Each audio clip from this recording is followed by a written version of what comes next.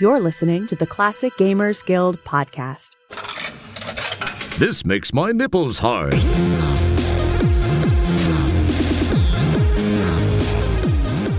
Hey there, friends. Thanks for joining us for the show today. Paul and I are here and super excited to talk about something that we've never really had the opportunity to talk about before, and that is fashion in classic adventure games specifically, and all sorts of different facets about fashion. So no, don't tune out. I swear to you, this is going to be a good episode. Stop. No, for real. It's okay. Tell them, Paul. Okay, OMG, this is like, I wish I knew other girly acronyms. 'Cause this is IRL gonna be the best. That didn't work there. All right, I'm just gonna anger people, I think, if I keep trying to do that. So oh my God, this is gonna be like so cool. So cool. So cool. Today we're doing the thing Anna said we were gonna do. And now it's time to do that. No, this is fun because it's a new idea. I mean, holy shit, you guys. Hard. This is kind of a big deal. We've been doing this for like 6 years.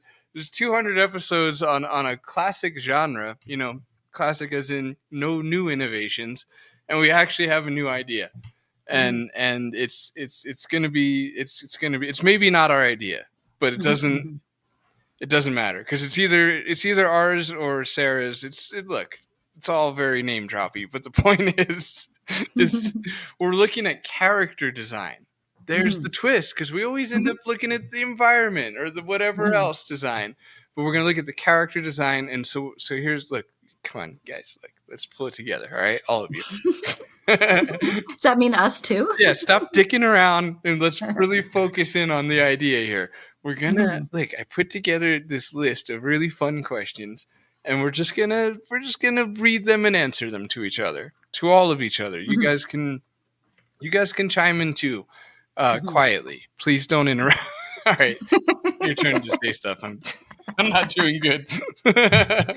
Well, I was kind of okay. So the reason that fashion's also been on our mind lately is at the Adventure Game Fanfare, which is at the end of July. There's going to be a big costume contest, and we're going to see people out there dressed up in what we've always wanted to see, a lot of our classic Sierra and LucasArts adventure game characters. So I've been recently thinking that I might want to dress up as some sort of character, but I don't know what. And I've chosen as like my piece de rigueur. What I would go for is something in the Quest for Glory world, because you've got powerful female figures, you've got heroes, and you've got sort of all levels of dress, from a lot of clothing to not a lot of clothing. I'm interested. Never mind. That wasn't a choice for me to pick between the two of them. Well, I mean, if you're asking me. You should do Passionate Patty Lost in the Jungle. That's a good one. Just because it'd be fun to tear a dress up, maybe. Tear the dress up, and I would have to bring an extra oversized bra with novelty coconuts or empty coconuts in it as my accessory, so that I can, twirl it to kill a boar. Yeah, what? Man, I love that visual. That was awesome. Yeah. I would do that. All right. Well, while you're doing that, did you know, Anna, that 2 out of 5 Sierra protagonists are wearing a tunic in this episode?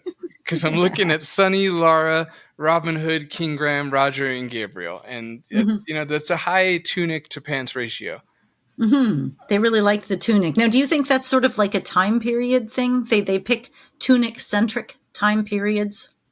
Right, just to do the highly placed and rather fat, wide waist belt. I ran out of breath trying to say all that. They do like that. I mean, there's tunics, I suppose you could say, in Quest for Glory as well. They've got the belts, and it's a thing. I don't know that. That's why I've chosen to talk about something you don't know, so that you're just going to nod and say, Anna, you're right, all the way through. I know. I love that. I get to mentally tune out. It's like a little break for me in the middle of an episode. Oh, man. Okay. Well, we're going to get to our actual questions, but a special shout out goes to Bobbin Threadbare, because my dude, he's wearing some sort of kilty situation, which I get down with. So it's just, it's nice to see some testicles in a skirt.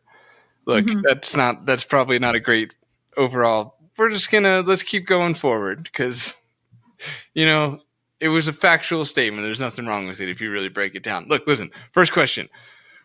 Hit him with the razzmatazz, distract him. Quick, look over there. Okay, no, but for real, because I don't know how to start this, because it's just a bunch of silly questions for us. So I guess we just start saying the silly questions, right? We gave everybody enough to go on. We could ask like pandering kind of weird questions to the audience, knowing they can't answer. We could, and then we could sit quietly and wait for them to answer. Right.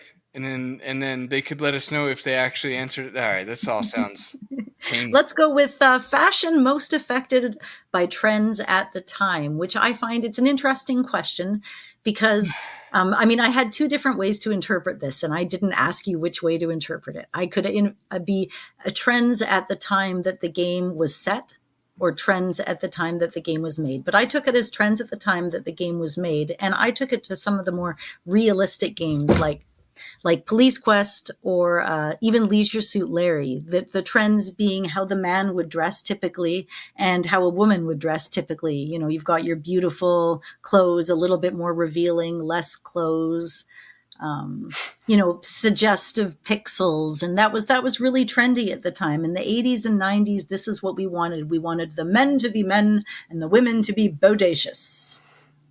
Whoa. Yeah. No, you're right. It was a hyper-sexualized time for everyone, because I think the whole, boy, this is a weird route to immediately take this, but the whole I'm doing it. The whole objectification route tends to easily happen on the women's side, right? Where it's like with the boobs and the glaving. No, that's sorry, but it's like let us not forget He-Man. Right, that this came from the same time period. I mean, just oiled down rip dudes as far as the guys were concerned. Oh, he's super hot. And Adam. We all wanted Adam, too. Right. Everything about it, the meek, mild personality, the tough guy, Superman, Clark Kent. Dude, this is all eye candy. Right. I mean, the man had just a juicy V cut, or whatever you ladies are calling that. But he also had the most ridiculous "don't touch me" haircut I've ever seen in my life. Are you serious? Like the bowl cut with the long hair coming out from under the bowl that He-Man had? That just flinging it back. Weird. Oh yeah, I can't bring that home to my mom. His mom definitely said he did that. His mom did that, and he never changed it. Or it was the first haircut he got when he moved away from home, and nobody's been sort of brave enough to tell him not to. Well, I think what we're trying to say is in this era, society was like, hey, we want just everyone to be sexualized and hot and fun to look at. So it was the opposite of right now. Because right now we're just everything's got to be painful and ugly, and we just, it's got to be like real life, because this, isn't escapism. We're not trying to play like a fantasy role-playing game to get the fuck out of the regular life where it's all ugly. I know it's all ugly. All right. I'm sorry, I'm wildly off subject. But back to the actual subject, which might have been fashion most affected by the trends at the time. And this is an easy answer for me, so I'm just going to pop in and answer it.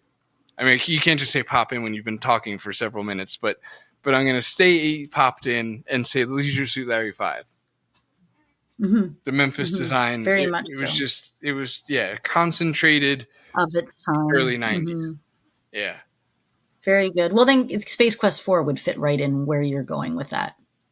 With the malls and the... Right, that's fair. Right into the 90s when we were playing it hard. Because when we went to the Galaxy Galleria, we were thinking about our own mall. We wanted our own Galaxy Galleria. This was the future, not too far in the future.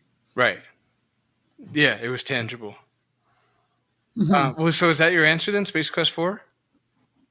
Is now. Or, okay, right. Wasn't, is now. Yeah, right. For sure. I think that's, being how you answered it, that is now my answer. Okay, that's fair.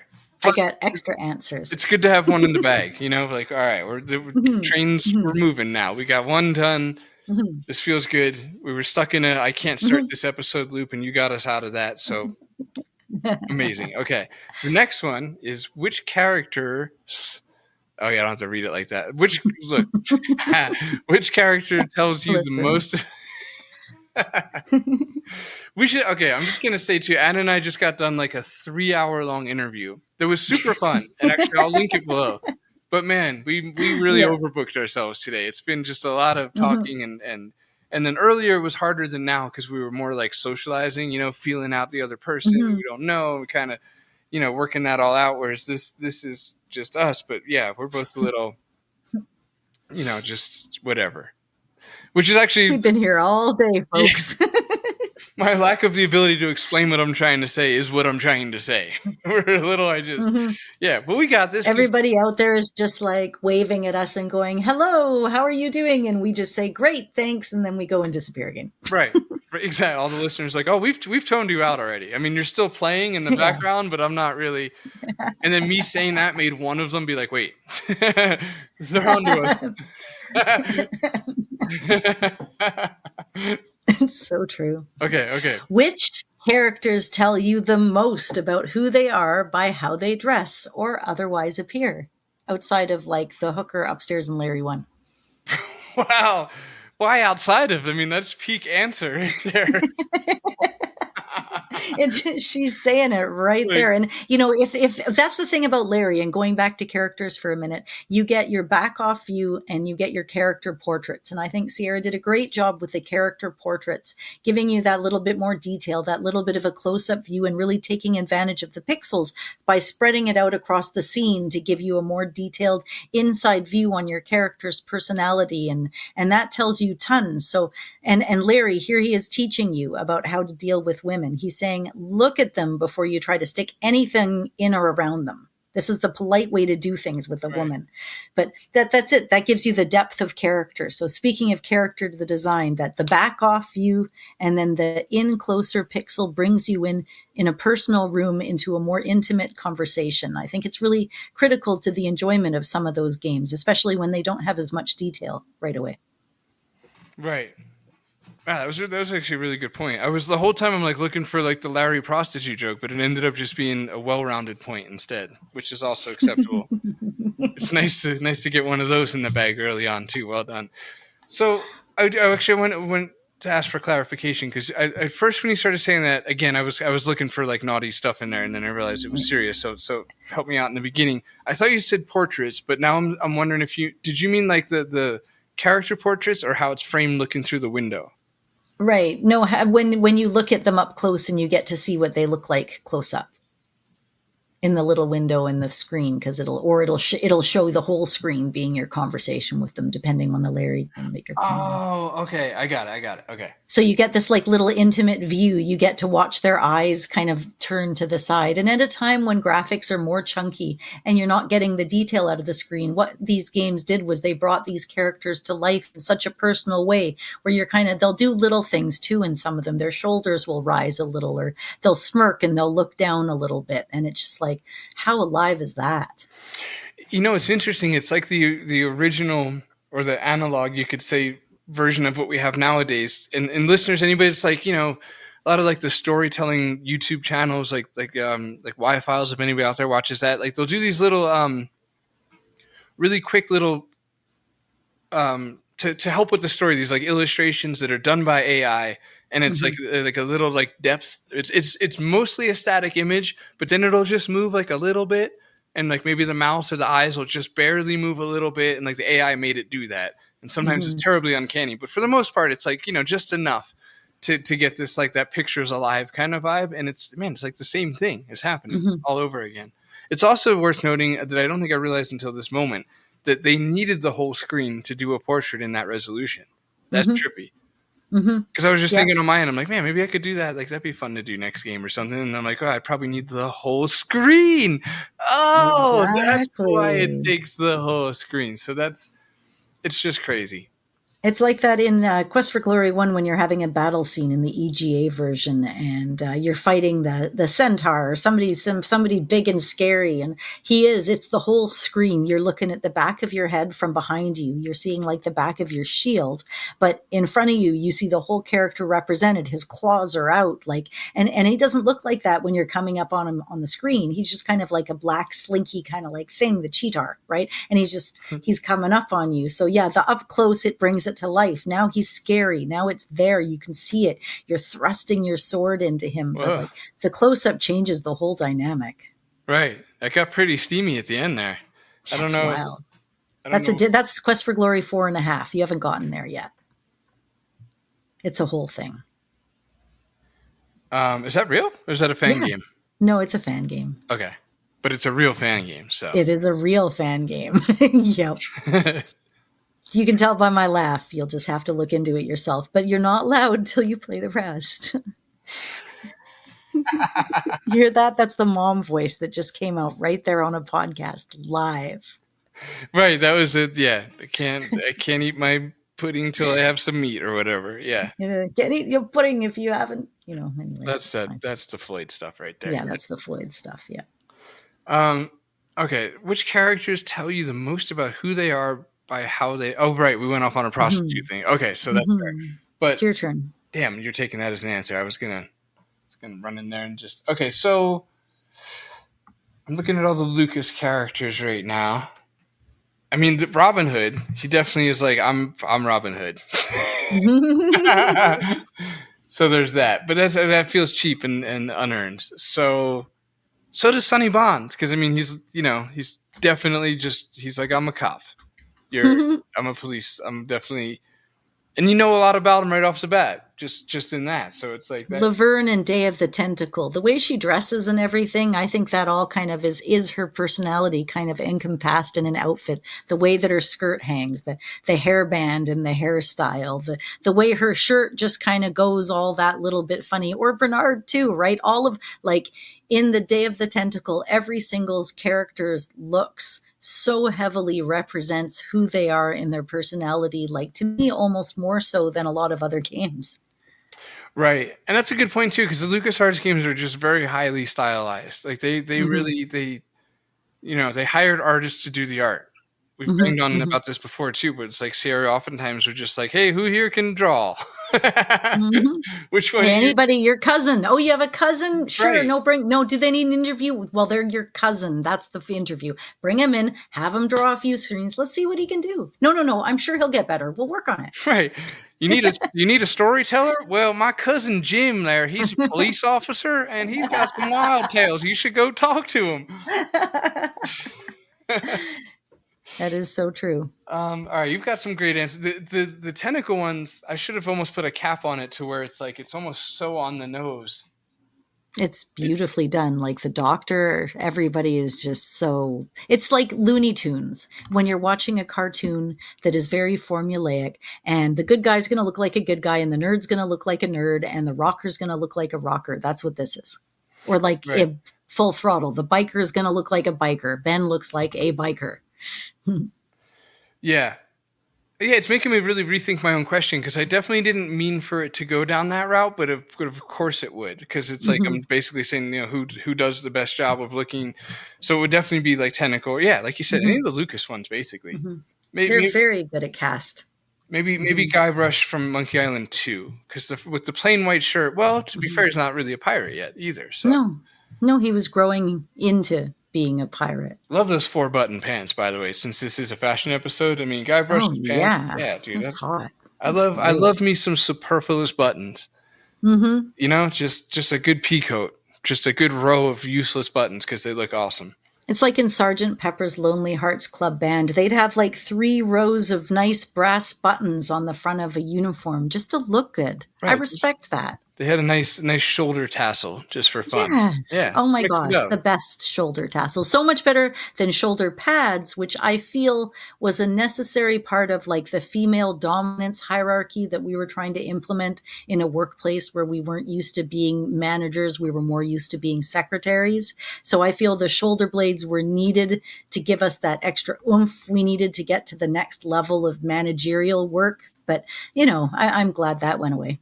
Plus, what guy doesn't like a nice pair of broad shoulders, I know. They're super. Wow, those shoulders are real broad. I think I want to marry her. She could carry me to the room and kick the door open while I'm in her arms. That's hot. Yeah, it actually is. Yeah, I like that I Mm-hmm. like that for me. That's fair. I used to remember wearing, like, my mom would lend me her stuff, and I would always cut out the shoulder pad. She hated that I did that in everything I borrowed. Right. You just gave me lots of flashbacks that I'll spare everybody on because I don't think they end anywhere fun. But No, yeah, it's true. that actually made them sound interesting by accident, which they are also not. Whoops. Unintentional, interesting. But yeah, that was good. That was kind of interesting. I still got to pick one though. I'm gonna dude. I'm gonna pick another. The hero in Quest for Glory, bloody looks like a hero. The thief looks thievy. The magic user looks magicy, and the fighter with a big sword looks swordy. And even in the remake, when you did the VGA, they were all very, very much dressed to their profession, very swordy. Yeah.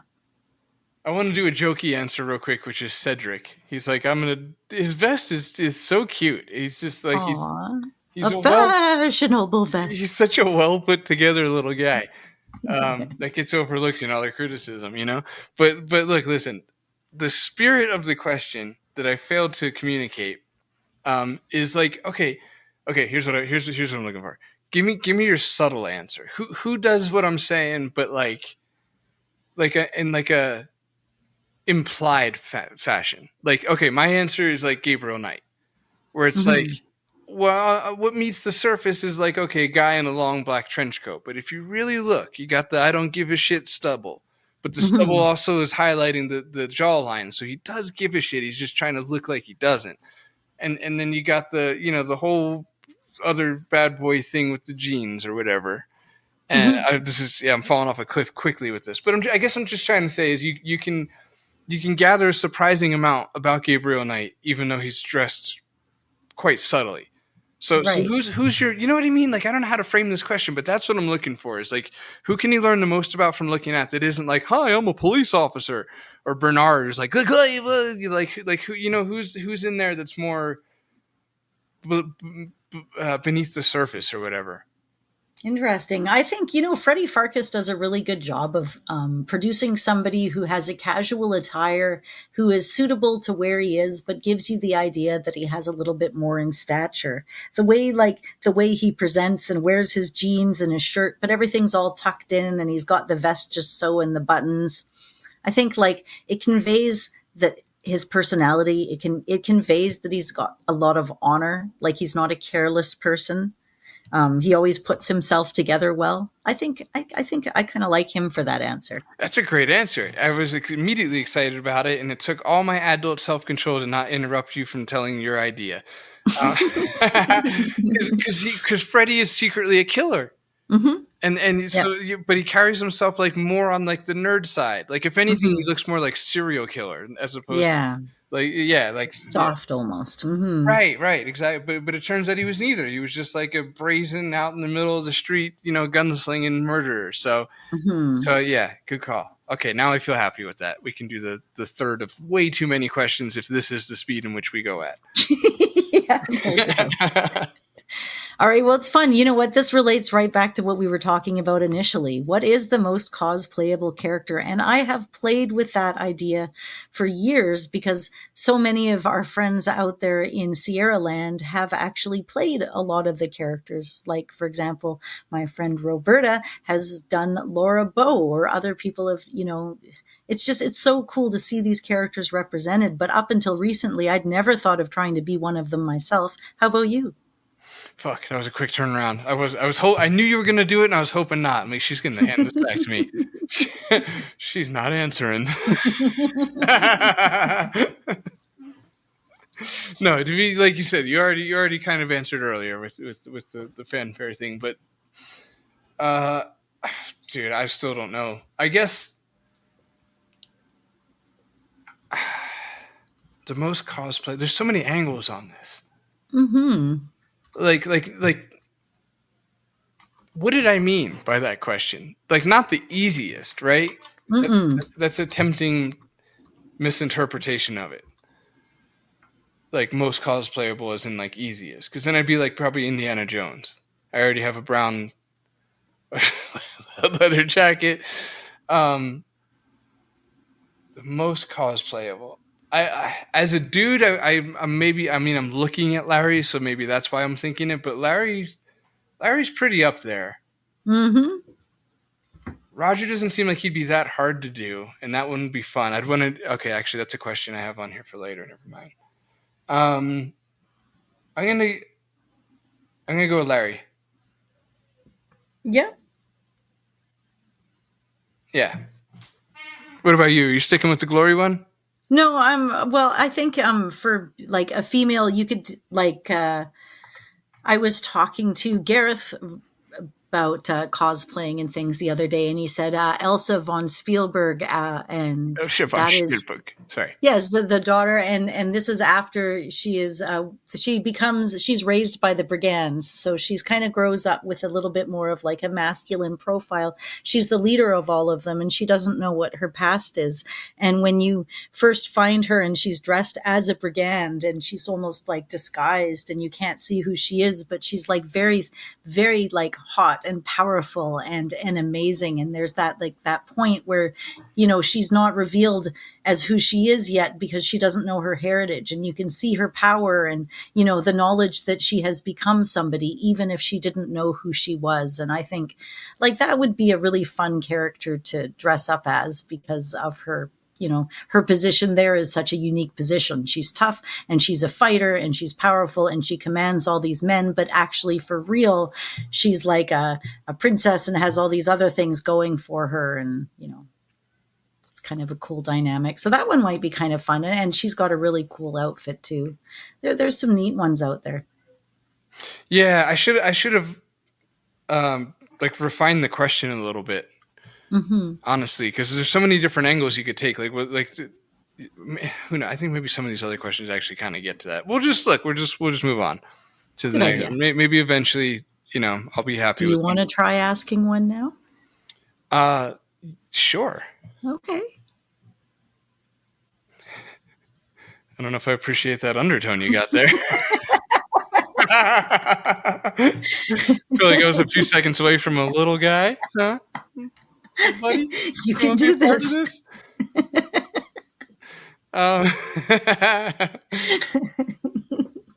So, like, now I feel boyish and shy. Well, I don't know. Like, Aw.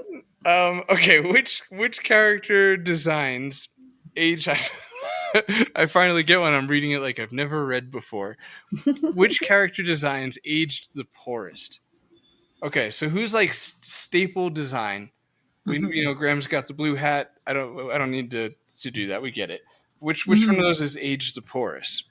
Outside of like your traditional, because we could go back to the ones of any of them and like say before remake, after remake, right? And then you're like, well, did they even upgrade the character? Like technically, if you ask Sierra, the design of Leisure Suit Larry 1 was outdated. So they redid it and made Leisure Suit Larry 1 VGA. So they would have said that the character design aged poorly so we've redone it so that it's modernized.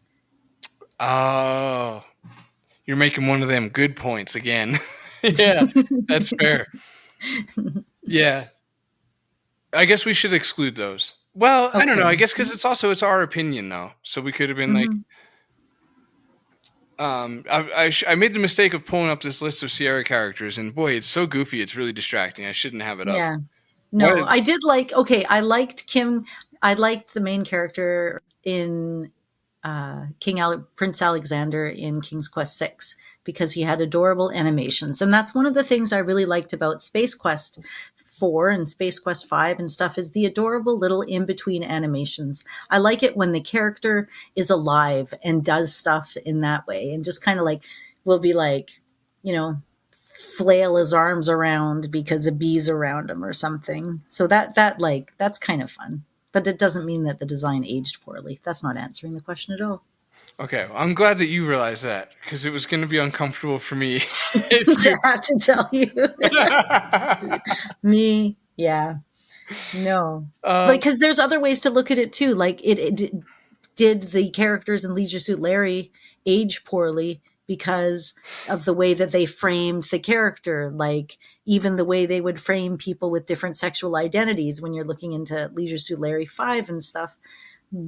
I mean, would you say perhaps that those characters were framed poorly then in their dress because now they wouldn't be as sexy? But really, if you were at a casino and you were in Vegas and you were in the same situation in 2024, there'd be just as much sexy in real life. That's why it's hard for me to say it didn't age well.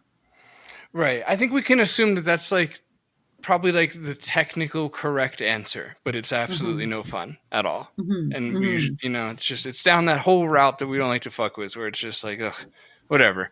Everybody with their rules and stuff. So Yeah.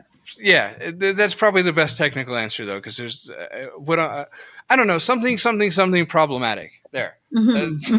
There's our Everything about them is, that's fine. that's our hot take on Leisure Suit Larry. But I'm looking at the LucasArts characters, and first of all, my answer is Cedric, because I just want to, in like the bitchiest way possible, just take him down for no reason. Like stylistically, it's ridiculous because he's an owl. So it's like, oh, you think you're a big man taking down an owl's fashion choices? Yeah, I do. So my pick is Cedric, and his little stupid vest. It's so cute. He really is adorable. Like in his sprite. Like, I'm not talking about the big on-screen like illustrations of him, which I feel like you see him the most as in the game, or when you remember Cedric, we remember those scenes where you see him drawn like on the tree branch or whatever. But I mean like his actual tiny little sprite. It's so cute. Little beak. Okay, sorry. So I'm looking at LucasArts. I don't have a real pick, is my answer, because this is all nonsense. But Indiana Jones in The Last Crusade, his sprite, man, his torso is so short. Like, he's got like Jerry Lee Lewis like level pants. His pants are like below his nipples is where his belt is. It's just it's actually pretty comical how nobody stopped that from happening. Like, wait a minute, guys, hold on. Isn't Indy's pants up like way too high? Like way too high. So that's fun for anybody listening who's not driving. Check out Indiana Jones and the Last Crusade sprite. It's I'm not wrong. True. I'm exaggerating a little. Okay, that's fair, but I'm not wrong. Zach McCracken has big ass feet, by the way. So does Sam in Sam and Max. He's got very dog feet. Right. He's also very detectively. You know what? Talking about clothing, what about Max? Isn't that outdated? He's naked. Yeah, you can't do that. Okay, I'm gonna. This is as most thought as I've got so far all episode is the dig. I wonder now that, like, well, to be fair to the time zone, a little bit after, because I was gonna say now with the internet and blah blah blah, but actually, like the show Oz, right? That was a really good show. Never forget the way they killed Luke Perry in that show. Really fucked me up. I like Luke Perry. Yeah, they buried him alive in a brick wall. They built a wall around him. So he just and he was standing. That haunts me to this day. So the guy had to starve to death, right? He just had to stand, like forcefully stand for like 20 some days until he died. Right. Like, and now he is dead, so. In a wall, in a fictional show. But in real life too. Oh, okay, my bad. Wait, no, then I'm saying the wrong. No, not Matthew Perry. No, Luke Perry. Okay, he's dead in 2019. Yeah.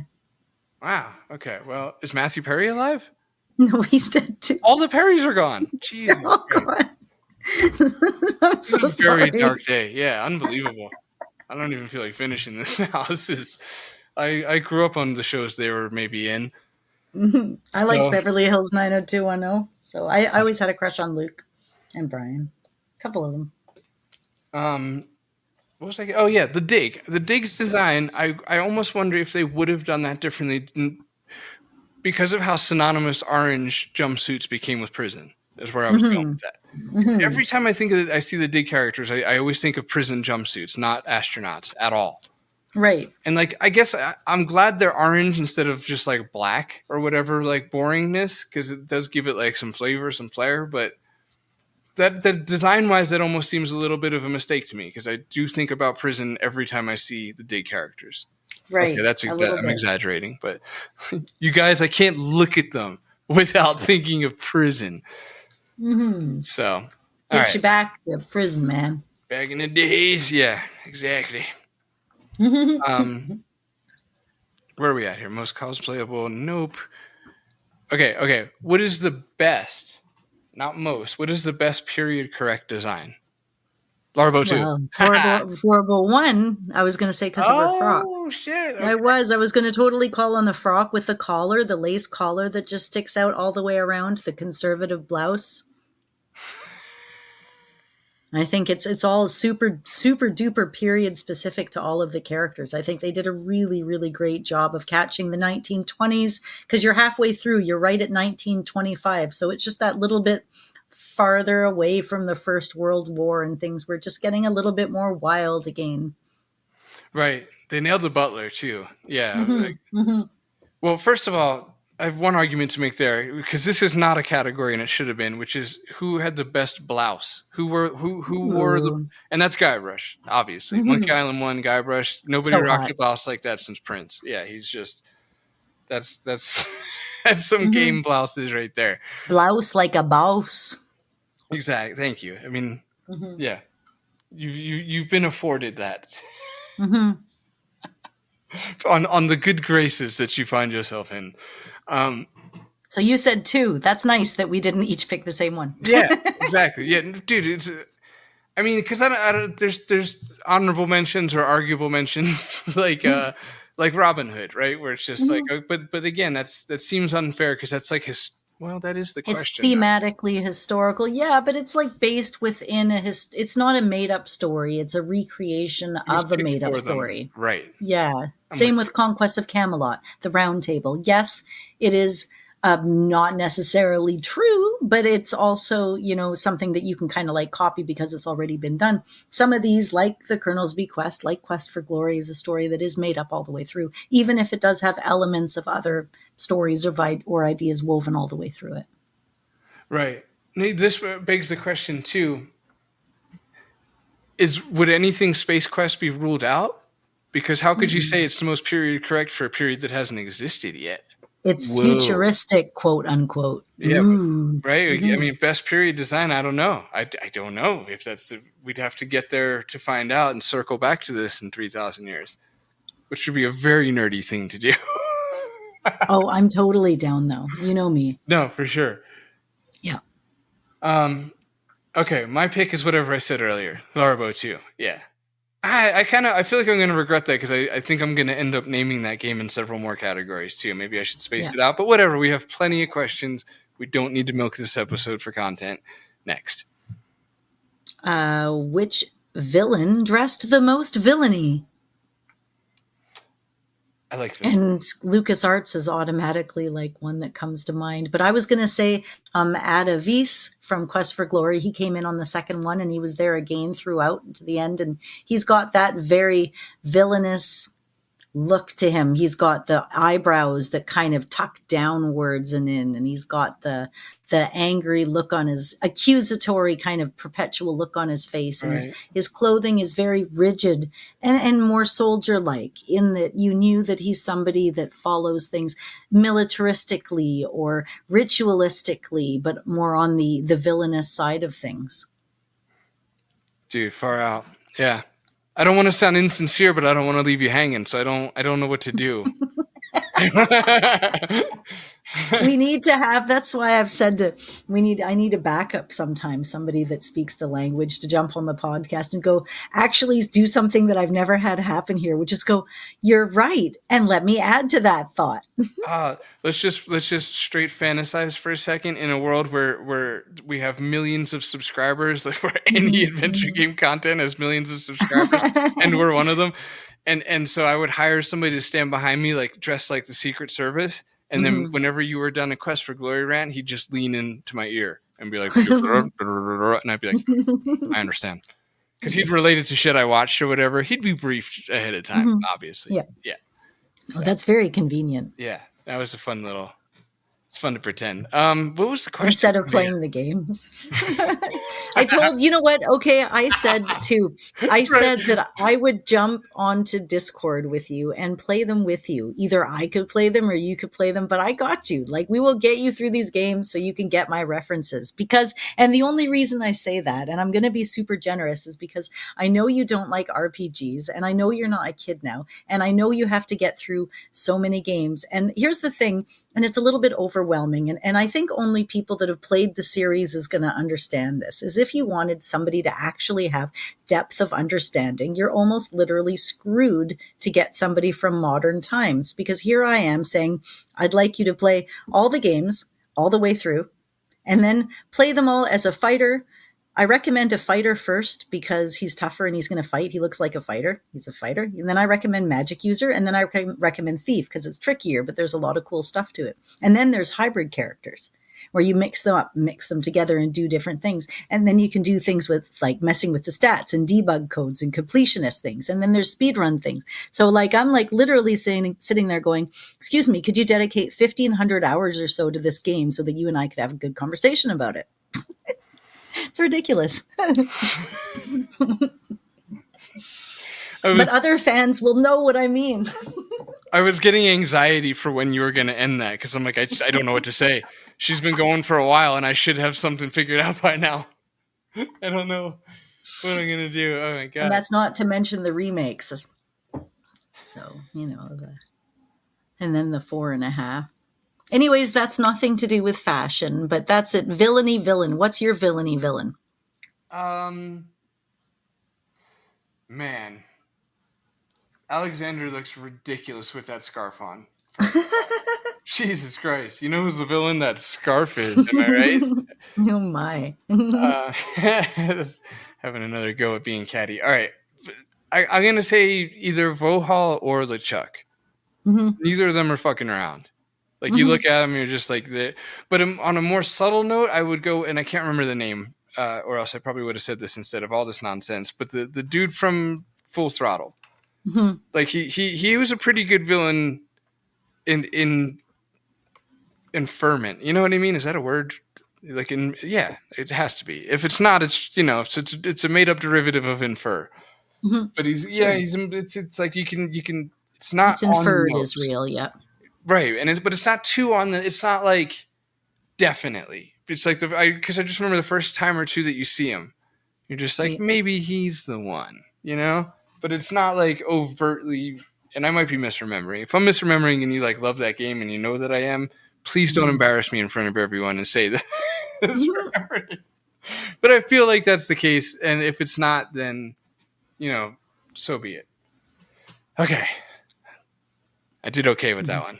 And the gangsters in the Police Quest series, like I'm looking at on the characters here. Juan Jose Ruiz, who is, I think he worked with the company, but anyways, he was like the bad guy in Police Quest 3, and he's got like the red headband and the sunglasses and like the plaid kind of like button up shirt, and he looks like a bad dude, and he's a big guy, and that's how we represented in the games. Right. I remember you pull him over. That's right. Yeah. And he's just like, what? Like, you know, and you go to court. He goes to court and everything later.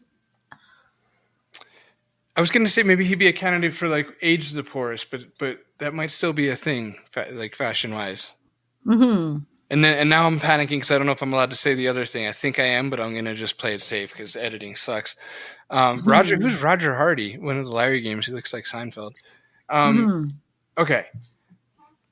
Are we good there? Did you pick your villainy villain? Was that the whole Quest for Glory thing? Okay. Yeah, that was it. That was all those words at the beginning you didn't understand. Yes. Something Spielberg, maybe Czar. I don't know. So was any of that right, by the way? Was there a Czar or a Spielberg? Spielberg. Yeah, no, you're right about the Spielberg. You did good. Dude, 1 out of 2 is not bad. Okay. If you had to dress like an adventure game character for a month, who would it be? Right, and I thought about this one, and I decided, like Laura Bow on the cover of Laura Bow 2, because the dress is classy. She's going to get stuff done. She's going to feel good about herself all the time. The hardest thing will be cleaning the creases all the time. Because, like, I know me, I'll have like crumbs in the creases and shit. And I'll be like having to like wipe stains off. Like, it'd be hard to not fuck up a dress or anything if I was to be wearing it for a week straight, because I'm not necessarily that organized to You be did able to think do about this. I did think about this, but that would be what I would wear for sure. Cause I think that's hot dress too. The green and the way that it riffs all the way down, it would be really flattering. I feel she's a lot taller than I am. I feel I'm a lot shorter than she is. So often I go with like empire waists or something that's just going to make me look a little bit more fit into my body type. So, it would be an adventurous choice for me, but I think I could pull it off. Well, if you go by sprite size, she looks a pinch taller than Sunny and Gabriel. Mm-hmm. Yeah, exactly. See, she's like 5'8", dude. I'm trusting that Point and Click Legends, in case anybody from there, I just pulled this picture, but I'm trusting that they've got them all on the same y-axis there. Or is that an X? Mm-hmm. Man, I still get that backwards. I have to do y and x axes every day in game dev, and it's like Sam and Max. I'm determined to not really know which is which. Mm-hmm. Max is the rabbit. Okay, listen. Yeah, Max is always the rabbit, because Sam, you imagine that name with like a guitar, or a cigar, not a guitar, but like a cigar sitting at the desk with his feet up, and like the grizzled detective. It's that kind of a name, or Max. Right. Yeah, man, I really could see like both. Wild. Max is kind of like a wild name, isn't it? Like Crazy Max. I don't know. I had an uncle named Max. He was not crazy at all. You know what though? Because I agree with you. Here's what it is. I feel like it's Sam that messes me up, because I could see the dog being Max or Sam. Yeah. But you're right. I can't see Max, the actual Max, being Sam. Sam's too chill of a name for his face. Mm-hmm. But for some reason, I just like the dog looks more like a Max than a Sam to me also, I guess, which is fine. It is what it is. But like, this is minorly interesting. Lara is about this because Sunny is like at more of a bent walk here in the sprite, if I'm being really nerdy about it, which I am. And so Lara looks like the same height as Sunny and just a little bit taller than Gabriel. Gabriel looks like a little shorter guy, which kind of fits him because he's like 5'8", 5'7". Right, exactly. Yeah. Mm-hmm. Yeah, I was with one of those. Which is good, because he's so attractive, he needs to be shorter. Like, come on, man. Tone it down a notch. Yeah, you can't have it all. Grace is actually like tiny bit almost as tall as he is. Who? Grace? Yeah. I don't have Grace. It's because I've been looking at this. It's probably valuable for you to know, or everybody listening if you're curious. It's Sunny next to Lara, next to Robin, next to Cedric, next to Graham, next to Roger, next to Gabe. Mm-hmm. So those are the only ones I could see. So if a lot of my answers today come from those characters, that has something to do with it, because I keep looking over and seeing them. And of course, little Larry, he's a tiny little guy. Mm-hmm. And just a little dude. So which heroes are tall then? Or which protagonists are actually tall? Graham is the tallest and the broadest shoulder too. And then Robin is second, and then Roger, and then Lara, and then Sunny, and then Gabe. Interesting. Yeah. It strikes me that she'd be a little bit taller, because she's quite like nerdy and persistent in her passion, but she's also quite pretty. And you always wonder, like what it is that gives her the stature of, having that presence about her. And it could be that she just has that little bit more height. I don't know how. I agree with you so deeply, and I don't know how to articulate it. It's like she just feels like she'd be a tall woman. I can't do better. Is Gina Davis tall? Is that what I'm doing? Am I like? Is she? She must be. Oh my gosh, I love her too. I know, man. Every dude listening to this show loves Gina Davis, because that was like the era. Like, man, she was just. Oh yeah, she's 6 feet tall, dude. Right. Yeah. Maybe that's where my subtleties come. That's hot. That's great. Yeah, because I don't know if the listeners have heard that, but like I'm not very tall. Because I'm 5'1" and a little. Oh. And I don't wear heels really very often, so that's just me. But you said 5'1". Yeah. Okay. Well, 5'1" and a little smidgen. Right. There it is. It's there. It's real. If I wouldn't be a girl if I didn't say that. Come on. It's like a child insisting they're 9.5 years old. That's right. 9.5. I'm not just 9. Okay. Oh shit. Do we answer this, by the way? I don't even know what the question was. Right. So we are Oh, you had to dress like one for a month. And you yeah, said Laura. we did. Good. I said Laura. I And what didn't- did you say? I said nothing. Right. Indiana Jones is tempting, but I mean, in the real world, you would look like you were cosplaying Indiana Jones. You couldn't just be like, "What? No, I always wear my man bag Harrison diagonally Ford across." is my uncle. Actually, I do always wear but I probably do that because of Indiana Jones. Still, I don't wear it under the jacket. It's you know what I mean. You don't wear the man bag. That's weird that he wears his man bag under the jacket. Honestly, That is a little weird. I think for protection. right. We call them satchels here. My husband uses a satchel. My Love a dad good does satchel. too. Yeah. They're very, very practical. I'm gonna go with Bobbin. Right. It'd be a fun social experiment on top of it, just to measure everybody's reactions to the shadow of your face and nothing more. Just like the eyeball slits. Right. And will you carry your distaff everywhere you go? Oh, for sure. That's why. Yeah. Oh, I felt so relieved when I said after the episode about when I got told that Bobbin was supposed to dye everything green. And I was like, well, you work for other people and, who always gets to do what they want. And I proceeded to make everything green, even though they're like hinting you don't like the color green. Anyways, my good friend Jess and your beta tester messaged me and said, I thought the exact same thing when I played. I was just like, Nice. thank you. That's adorable from both of you too, because it's just like it's not about what we want; it's about what our job is. Okay, Yes, that's it. everybody could stop dicking around. Just get the job done, and then you can have fun later, guys. That's awesome. All right, we're good. We got Bobbin. Yeah, I don't think we're gonna get to all these. We have maybe too many questions. It's a lot of questions, man. This would be quite an episode. This would be like, dude, could we save some of them for a part 2? That would be very cool. Ideas we might have for to. shows Geez. are hard, so this would be a free one. But we had a lot of fluff in this too, so I don't know if we have like a whole episode. Okay, look, we'll just. I don't know if people are interested in hearing us plan future So, episodes. what would be the most uncomfortable world to dress in? Thank you. Most uncomfortable world to dress in. It's a surprisingly good question. Back to Colonel's Bequest again. Right. That looks very, yeah. Starchy. You have to strategically sit down. Like there's things you do before you sit, kind of clothing era. I don't know. Freddie Farkas feels like his outfit would be a bit crunchy at the beginning, but he'd work his way into it. And after a while, it would be quite comfortable. It would be like slipping on an old suit. It would be very nice. Okay, going with Freddie. That's a good one. But he would be comfortable, though. I'm supposed to think about uncomfortable. So that was the opposite answer of what you would be looking for. Phew. Maybe Guybrush in Monkey Island 2, his boots look really heavy. And they're getting wet all the time, so you're just sloshing around these big... It's a pretty desperate answer. I didn't think it would have such a hard time with this. Katrina in Quest for Glory 4, because although my boobs are bodacious and I do love my beautiful shoulders, with or without pads, thing is, which did you mean? that's the boobs are the soldiers. Right. The shoulders are different.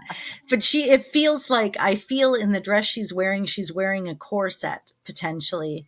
And the boobs are pushed up so high, they're up close to her chin. And I feel like it would be really uncomfortable, but the velvet would be nice. You were doing good until you complimented it at the end.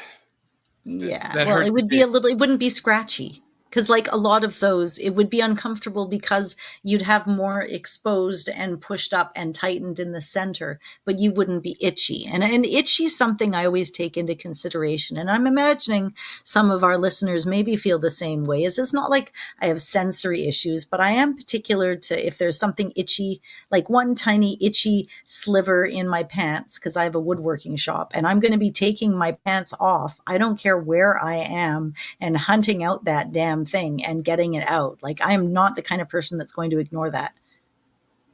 Right. That's fair. I mean, you might have over justified it, right? Because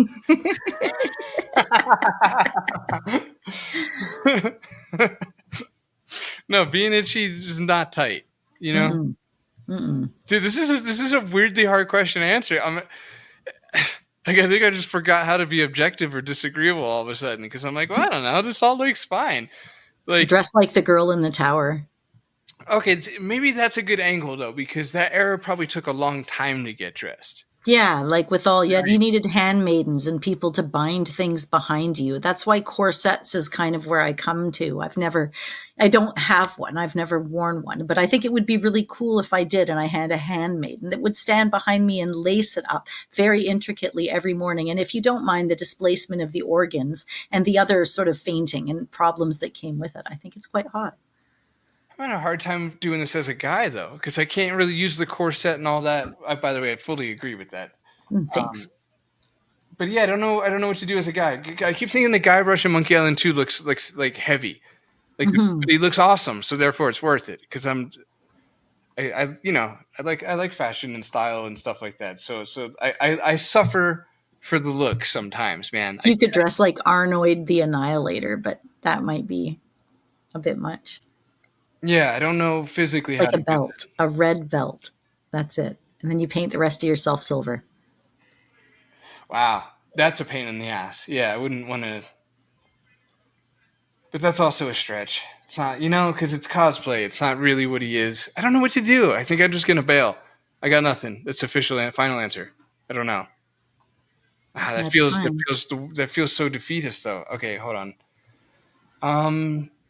One last take him. Oh, Alexander in King's Quest 6. What a dick. I would not want to dress like that at all. Mm-hmm.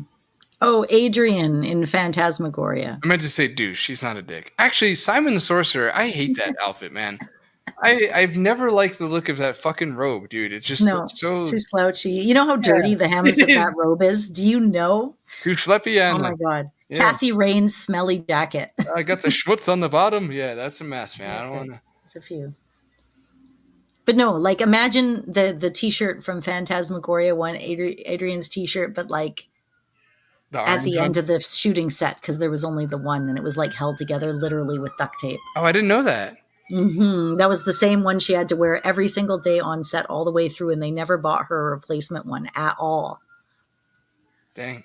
I wonder if anybody in the car right now just had a small panic attack because of the sirens. Oh, sorry, guys. That was my fault. I have my choir is right where there's a police station, and it's a really heavy neighborhood of town. So like I record the rehearsals so that I can listen to them later on. And it's like if I'm listening in the car, it's the same thing. It's like, oh, is it behind me or is it on my tape? I just have to memorize where they are on my tape. I still call it a tape. That's the funny part. Wow. Yeah. Well, this is the audience for that. It reminds me of like, I feel like it was like 2006-ish. There was like an era where like half the hip hop songs had sirens in them on purpose, like for sure. Whenever like Escalades and like Spinning Rims are in. No, there's a lot. Like even in NWA and some of the OG stuff, you're going to listen to that with your Ice Cube and stuff. It's like if you watch that, you're going to have police sirens. My parents love it because I listen to gangster rap here. And then we watch war documentaries and they have the air raid sirens and like it rings through like the whole house. And we actually used to have an air raid siren at the top of the hill at the park just down the street from my house. And the thing was ominous as fuck, man. It was so scary. And I heard it go off too, but not for any bad reason, but just they were testing the systems and stuff. But ominous. Okay, what game or series covers the most ground as far as fashion styles? So if you're like going all the way through it as fashion changes throughout the series? That's one way to look at it. I don't mean that in as condescending as it sounded sort of way. Oh, so do you mean like within the series, different fashion? So different people dressed in different ways? Because Yeah, then yeah, you'd be yeah, like yeah. conquests of the longbow, although they're all peasanty, but all the people with the market, they're all dressed different ways, but it's not really the same thing. That's an interesting question. But you're right. It isn't, but it is, right? Because to them, it's different styles. Like to that time Hmm. period. Like I think that's a technically correct answer. But I know what Hmm. you mean. It's like we can't even really tell. Like we wouldn't look at like that tunic is lower class than that tunic. Like I don't know. We weren't there. Hmm. Um, It's like back to Quest for Glory at the very end of the game, or even the second one, or any of them, where everybody surrounds you. Well, not mostly in the I'm just first gonna one go too. pee. Yeah, yeah, funny. And everyone surrounds you, and all the people that you know are there. And he's distracted me. But anyways, everybody has different businesses and different statures and different positions in life. So you can see them coming from all walks of life, but they're all there for one purpose: to honor you as the hero because you're awesome. But stuff like that's pretty cool. So it's like people, right? The all walks of life thing made Hmm. sense for me. See, I'm trying on that one. Hmm. Because No, you did good. it's like the beginning of the Lion King. You got your gazelles, you got your crocodiles, all different levels of the animal hierarchy are showing up for Simba to honor the new king. Hmm. So something fashion based on that. No, I Just can't wait to be king. yeah, thank you. Anything to end that whole thing I started that I regret. I have no answer for this. This is an annoying question that I made, and I don't know why I made it. It's too hard. It's like you really have to think about it, and Oh, maybe it's just Space not a. Quest 4. Oh, Because of that's the really mall good. And and the different costumes. Oh yeah, baby, that's it yeah, right there. peak answer. Yeah. Yeah, let me give me. Hmm. I'm gonna get in on that too. Hmm. Yeah, No, it's good because I mean it's super duper represented as the future. You have your different locations. You're even going to different like time periods and different games within one game. Like it's just there's just so much going on fashion wise. yeah, that's an awesome answer. Ah, nice. Okay, completion. Ah, Hmm. satisfying. So I like this one. Best version of Roger Wilco. Ooh. Oh well, I still say 4. I love the 4 version. 4 was really when I mean I 6 I didn't want him to be so lanky. I never was a big fan of some of the characters getting taller and lankier later on that much so Right. I mean and 6 was fine too, but I like the 4 version. I like the little animations. I like the way he looks. I like his personality. I like the way he dresses in 4. Um. What are your opinions on 5? I like 5. I think that's my favorite, but I am pulling it up. Okay, I've got all the Rogers in front of Oh, me. we're going to look at stuff No, here. That makes things easier. I'm just being annoying because I happen to like this question, so I'm giving it a disproportionate amount of effort. I just didn't want to type in people's ears. I'm trying to behave myself here. But Um, he's got more stature, right? I mean, you're following the line staturally. He's at a position now where he is somebody more. Being at the beginning, he was just like a schlep that kind of fell into everything. But as you progress to number 5 and people are getting to know them and he's sort of heading up the next step with the school and everything else, it's a little bit more like of a power within his outfit, right? The emblem on the front, a little bit more parody wise compared to like Star Trek and things that it's referencing that are already out there in the real world, as compared to being entirely of its own like story kind of. It went a little bit more into that side of things. yeah, those are all really good points. I never thought of it because, man, even in the pose they put his sprite in, kind of expresses what you're describing Hmm. right now, and as it fits the story. So Hmm. there's that's good. That's good stuff. There you go. It gives this episode some meat where it's like, hey, look, we're talking real character design here. Roger's finally, he's on the up. He just fresh off a Hmm. win. But the design Hmm. wise, I really like. I don't know. It's hard to say because I like the iconic, whitish grayish with the purple sleeves because that's in Hmm. on one hand, like that kind of is Roger. At least the purple sleeves, right? Hmm. The blonde or brown hair, Hmm. all that aside, the purple sleeves is kind of Roger. But I still think he looked the best in 5. I really like the red design with the big upside, like the big logo on the chest, which 6 has the big logo too, but like you said, he's too schleppy in 6. He doesn't he Hmm. looks the most like a janitor in 6, so there's that. Mm-hmm. But Roger, He looks arrogant, but not very bright in number 6. right. It's funny because he almost looks arrogant in 5, but in a he's faking it sort of way. Mm-hmm. Where Well, 6, he has the bravado. He feels like he's earned it for sure in 5. He is getting that feeling like, hey, there's something to me after all. I'm not just like a broom closet guy. I'm who I thought I was but wasn't able to be before. Because I think personally that he's always kind of had grand ideas about being somebody like the captain, as many of us would. I mean, you could just kind of like go and assume that. So in 5, he's finally become that. He's who he knew he always was to begin with, but he had the opportunity to become. well put. I like that. And you're right. And there's also this air of like he's so new to being a success. He's so new to having a Mm-hmm. win that he almost is imitating what Mm-hmm. other successful, healthy, well-off people. You know what I mean? Like there's like this imposter Mm-hmm. syndrome going on there. So much so that by the time he got to the 6th one, he entirely changed his lifestyle, personality, and situation. Right? Yeah, exactly. He's like, I guess this isn't real. I am the imposter. The girlfriend, the canon, it's all out of here. Forget it. Oh man, just don't ask the 2 guys what they think. You're fine. Yeah, exactly. Well, yeah, you would at least have like a 50-50 on talking about 6. Just don't talk about the Mm-hmm. remake. Mm-hmm. I mention this anytime I possibly can, basically, which is there is a patch out there that will make Roger's hair blonde in the first 2 games. And just in case anyone needed to hear that, this is your yearly Mm-hmm. reminder. I'm Mm-hmm. not going to be much more help than that, but finding it online is half the fun. It's not about Mm-hmm. having a blonde Roger in Space Quest 1. Like, you're not going to play the whole game through because he's blonde now. You might fire it up and be like, look at that. Mm-hmm. But that's the extent here. The fun of it is finding it on your own. Okay, Mm-hmm. the next one is pick one character and give them a makeover. Wow. Put Larry in something other than a leisure suit. Oh, yeah, he might be the most obvious choice, huh? Mm-hmm. Like dress Larry as Gabriel Knight and just see if he gets more girls that way. Right. Mm-hmm. Or Like, how about like even Dawn from Phantasmagoria? He's got that like everyman look to him.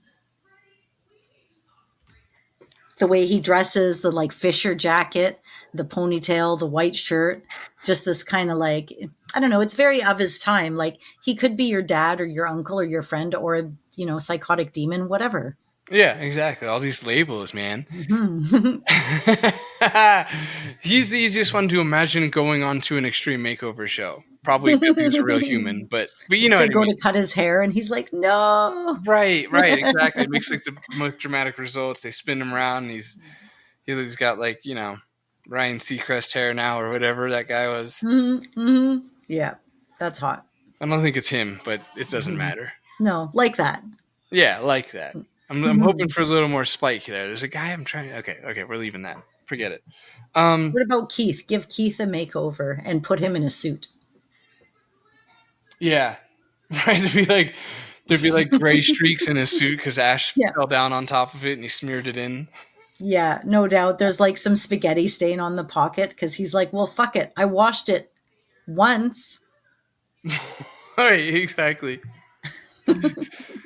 What about any of the ladies? Any of the ladies need do a makeover, a do over?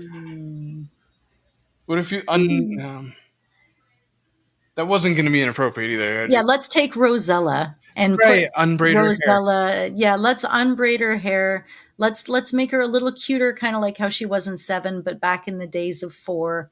Give her let's take her and make her one of Larry's girls. And for fun, you could do it while you sing "Unbreak My Heart," but sing it as "Unbraid My Hair." I don't know Yes, that's beautiful. why. Just That is. in It's going through your head now. faint hopes I can burden any of the listeners with that. Mm-hmm. Okay, we got plenty. I still don't think we're gonna make it through all of these. Maybe we'll just keep saying that until we're done. But my God, I can't put a dent in this fucking list, dude. It's a lot. It is a lot. Arguably not even halfway through it. It's Like, should we start skimming these for the best ones? What's a quick on-air huddle here? What do we? Well, here, let's see. Let's see. How many are there? 1, 2, 3, 4, 5, 6, 7, 8, Okay, I'll 9, say things 10, to them while 11, you count, 12, so it's fun to listen to. This would be a great 20, time if 20. we had like an ad or something. Are 1, you done? 2, 3, 4, Fuck, she's so 5, 6, 7, 8, 9, 10. Good. So we've done half of them now, just over half. fantastic. And it's been 80 minutes. Right. So like, let's stay in order Okay. and do another question. What a great plan. Okay. And go from there. Terrific. Okay. That was useful. It was like, picture like one of those little Monty Python intermission scenes with like really cool hand-drawn graphics and like naked people and stuff. And then they eat somebody else, and then they eat somebody else, and then some big foot comes from the sky and squishes them. And that's what happened when I was talking. That was very good. Yeah. That was really good. You followed the eating. Yeah. Well done. Okay. Well, the next one is which character's outfit best reflects? Did we do the makeover thing? Yeah, we were fine. Why would I go back? Come on, man. No, don't do Jesus it. Christ. Which character's outfit best reflects their personal journey, man, and their evolution? But mostly their journey. Why do we need to keep talking about Roger over and over and over again? Because he has probably the most well-defined arc. It's true, though. It really does define. I mean, and with ranking and things too, like you can't deny it. What position he is in the ship or where he is. Ranking is a huge part. Like the hierarchy in a game like that is very important. It's the same in Quest for Glory. The hero, he's nobody at the beginning, and he works his way towards being somebody. But in the fourth one, when he shows up, he's nobody again, and he's not a hero, and he has to sort of pick himself up and become somebody again. So there's all these layers to it. It's interesting. Which really immediately sent me down this rabbit hole of how most of the other adventure game protagonists never had for little tiny easily explainable reasons never got to have just a pure chance at an arc. And hear me out real quick. Okay. King's Quest, they kept switching the protagonist. Fair enough. Larry, like his whole shtick is not changing. So it's like, of course he didn't change. Like, yeah, there was that moment like where he got married, but they didn't. Okay. I'm leaving Larry there because he doesn't, it's not like he comes out of Larry 7 like a changed and better person. He's just Larry. He just happened to have like got married on a whim real quick at some point. I don't think that really shoehorns him into character arc territory. And then Guybrush, just for the fact that there's muddiness around escape and Tails and canon, it fucks the whole thing up. Because it's like regardless of what Guybrush did, like kind of Rogering it, like going up and then back down and blah blah blah. But it's like we don't even really know what his arc is because the defined territory of canon is kind of ill established, and maybe it was just retconned last year to be like, okay, just Ron Gilbert's is the trilogy. I don't even know, or it's not about that. I do kind of care, that's why I reeled that in. But the point is again, Guybrush never really gets a fair chance at just like a good 4 or 5 game arc because of his own political reasons, and then that leaves us with. I mean, there's Sonny Bonds, but yeah, he just stays a cop.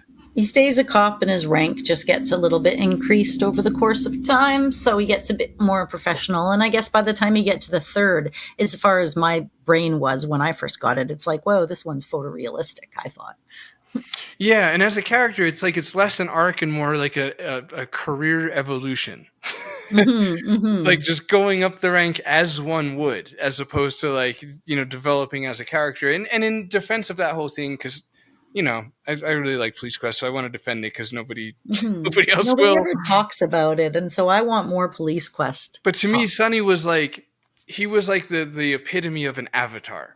Like how the first 2 Space Quests, like you weren't Roger, you were your name. Like Sonny was more, I think he was more meant to be like just a blank slate for us to, whatever. I almost made a decent point until I knowed whatever it did at the end, but whatever. Again, for the second time, whatever. So, okay, am I done with my little annoying, like, I feel like I'm lecturing everybody at this point about the character arc thing. It's just interesting. I'm having the first moment realization that, like, none of the other big like title protagonists had the opportunity to have an arc. There's maybe Gabriel Knight. I can't really speak on him because I didn't play the third one. So maybe because he was heading in arc territory by the second, and Jane certainly knows what she's doing as far as proper character development and writing. So maybe Gabriel. I just can't speak on it. Lara only had 2 games. That's not enough. And the LucasArts, like they rarely got sequels to even be considered for one, except for Guybrush that we covered. That was painful. I'm sorry, guys. I feel like I just started really yelling at everybody towards the end there. What is even the question? Well, I think now we are going to say, what is the next question? Next question. Pick one. That's the makeover. That was pick one character and give them a makeover. No. You know what? No. Sorry. That was you're right to have no idea. First of all, where we are, but that was which character's outfit best reflects their personal journey, and yeah, that whole bit. And right. So I think we're concluding that Roger's the only one that even has one.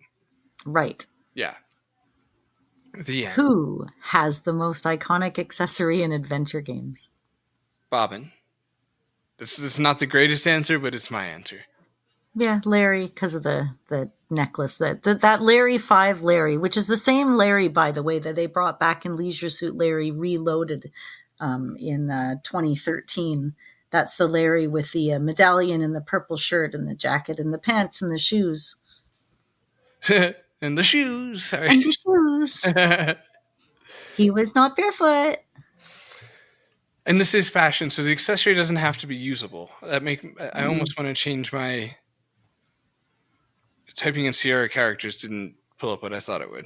Basically, once again, I'll just stick with mine. There's no need to strip. But I because I went with like a literal accessory like the distaff. I was thinking like whip. Like that might have sounded weird, but you guys know Indiana Jones. Is probably what he's looking at when he said that. Okay, maybe the mule and gold rush for a jokey answer. Sure, like my lockpick toolkit from Quest for Glory. If I was a thief, so I could, and my oil. Here we go. My baton, so that I could, hit people from behind and knock them out. It's very satisfying breaking into people's homes at night in a game, especially if you played it a bunch of times and you never saw inside of people's homes, Paul. To be able to all of a sudden, after knowing the whole game inside out, be in their houses at nighttime when they're sleeping is amazing. That sounds amazing. I'm not gonna degrade that. This is the same word I struggled with on our interview thing earlier. Denigrate? Denigrate, maybe. Yeah. Denigrate, probably not, because you're not trying to degenerate it, and you're not trying to. Yeah, denigrate. What do you call it when with like humor against yourself? Is self-depreciating? Yeah, self-depreciating. Yeah, that's the one. That's what I wanted. Okay. Denigrate means to speak damagingly, criticize in a derogatory manner, defame, to denigrate someone's character. What about vilify? That's good though. Denigrate is vilify. We're getting close to the end of the episode because I'm saying words very wrong all of a sudden. I'm like, will we? Okay, all right. Let's just bum rush the finish line. Maybe we're gonna make it. My God, it still seems like so many. I know we're not gonna make it. Maybe okay. Let's do this. Let's quick fire them. Because we definitely don't have enough for a whole episode left. I don't think. Not anymore. No. Okay, so let's try and let's quick fire them. That doesn't even mean anything. That's basically us just being like, we're gonna try to hurry up. No shit. I've been in this room pretty much since like 9:15 this morning, and now it's like 20 to 4. So at some point I will have to leave. Entire work days have been completed. Good thing we get paid by the hour, huh, Paul? Oh my God! All right. Yeah, I can't even say we could yes or no them because we can't. Okay, all right. Which character's wardrobe would be the most expensive to replicate in real life? Okay, that's fun. I like that. Would be again, Laura Bowen #2. That's some expensive clothing because she's got a bit more sway now and a bit more money. She's not just some little girl. Right. And she was with like high society in the second game, right? Like to go on that mission. To work at that newspaper office, to be with any of those types of people, she would have to be quite like la-ti-da. La-ti-da. La-ti-da. that was fun. Man, how did she get that blue dress? She stole it from that guy from New Jersey, right? What's his name? Good question. Oh man, yeah. It remains one. The most expensive. I mean, I'm going heavy on LucasArts because they only had enough protagonists to fit cleanly in one little image that I keep looking at. It's with Sierra. I'm stalling and being like because I'm just trying to. There's so many Sierra characters. It's really hard to quickly gauge. Well, what about Graham's outfit's probably not exactly a cheap outfit if you were getting things all custom made for the king. Fancy hat, feather. Come on. That ain't cheap. Right. Or like Roger's spacesuit stuff. Are spacesuits expensive, or is it just like it's a regular, we're in the future, my guy. Like this is just jeans and a whatever to us. Or like Rosella, like you would think the princess, like maybe it's like back when like lapis was like a hard color source to get a hold of, like and I know she wears red, but just for the idea of it, like it was hard to find certain colors and you had to dye the silk or whatever. I'm going to go with Guybrush in Monkey Island 2 because he looks. He's very put together. He's spiffy. And this is to recreate like in real life, right? So I don't know if I meant on a cosplay level or not, but either way, Guybrush in Monkey Island 2 looks like that would be an expensive ass outfit to put together right now. True. And the hero in Quest for Glory would be expensive because not only do you need a belt and nice pants and nice boots and a nice shirt, but you also need a cape. That's expensive. Capes are not cheap. No, they're not cheap at all, especially the flowing ones. You want one that just really is prone to being scooped up by the wind. We're back to the same bloody games over and over, but Freddie Farkas's outfit is no slouch. Every single bit of that. That ain't a cheap outfit. The jeans, the vest, that's probably leather. No, dude, I'm doubling down on Guybrush the more I look at it because I don't know for any listeners if you've ever looked at like guys' fantasy boots, like Ren Fair kind of shit. Like, man, they are expensive. I did a weird beaver from Lady and the Tramp whistle there. That was fun.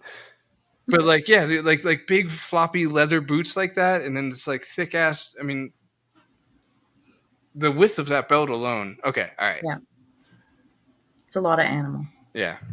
Okay, we're done with that. So are we? That was very stern of me for some reason. Did you? Yeah, you did a Quest for Glory one again, right? I did. Who is the best dressed sidekick in adventure gaming?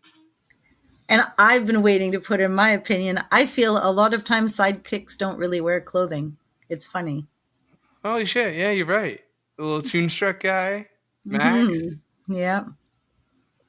It's just not like I'm not saying none of them wear clothing, but I mean, it's not to say Cedric was naked. No, he had a little vest on. A little something. Okay, Bonehead is not necessarily a sidekick, but as far as like a side character goes, he was just ahead in Quest for Glory. But eventually, Murray, whatever, not that one, the Bonehead, sorry. But eventually you bring him a gem, which he can make his eye shiny and blue, and you bring him a hat to make him look classy. Very fancy. Yes. Very fancy. Well, I have a hard answer on this, and it's Keith. It's a sexy man. Yeah, he is. I kind of want him, but he's just not that kind of guy. Yeah, he's not going to like settle down with one person like that. So dreamy. This Keith's worship has gone too far. Never. That's not true. Okay, we're done. We're good there. I think I see Cedric in a whole new light today. I've never just put Cedric the person aside, the third person, and looked at him for his style, and he's just adorable. I'm sorry. He is amazing. So it's like I love Cedric. I think the genuine answer is Cedric, and Keith, as always, is a nice fill-in for the jokey one. Yep. Okay. Well, which characters in a game had the most timeless design. So it aged the best. It was the best aged. Right. Right. Like Right. right.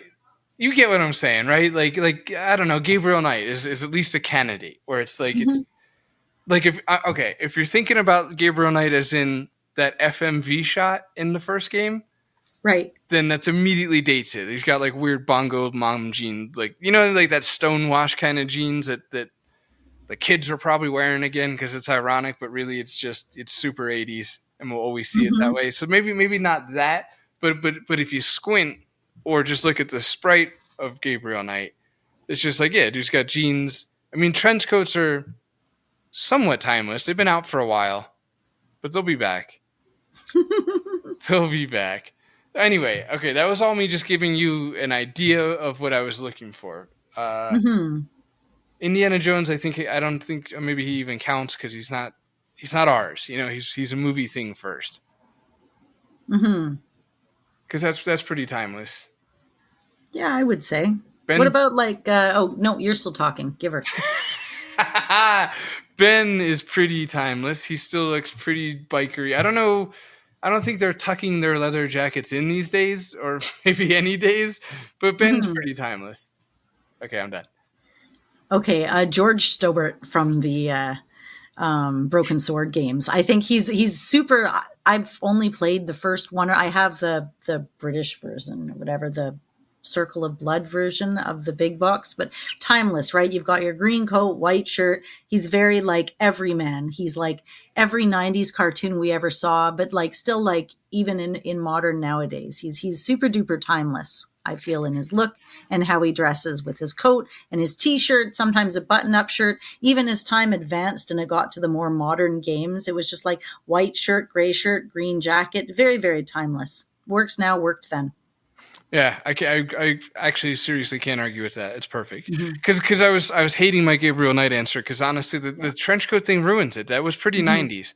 It Like if you was. just think about like the Crow and like Matrix. I mean, there was lots of that. I know it's a stretch with Matrix because that was probably like 99, but still, it was in the 90s. Was a long black whatever. Mm-hmm. Okay, I've exhausted myself, but I agree with you.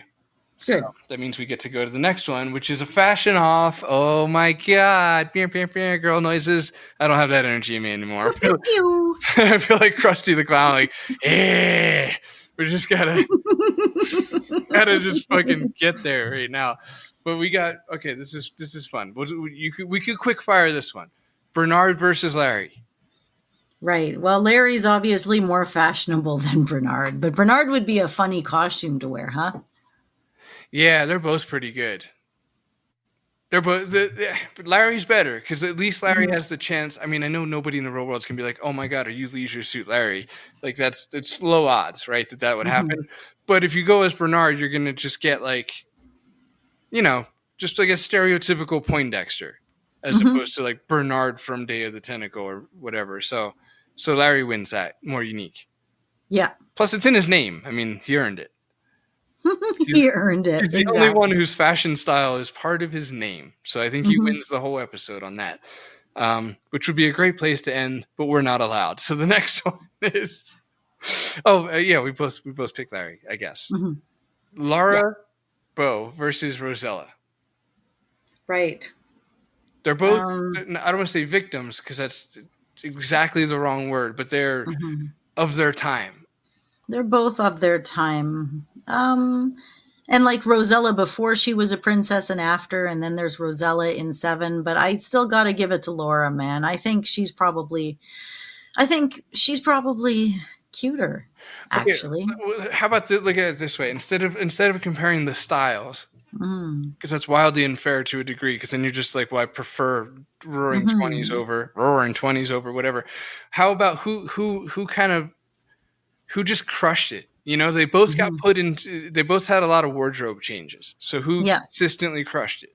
Laura, for Definitely. real. Yeah. Definitely. Definitely. No question. Hands down. Yeah. Okay. Audience cheers. Wow.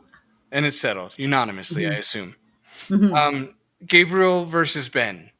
I don't know Ben's last name, but Full Throttle Ben. Right. Yeah. I mean, Ben's pretty hot. He's really got the style and the class and the attitude as well.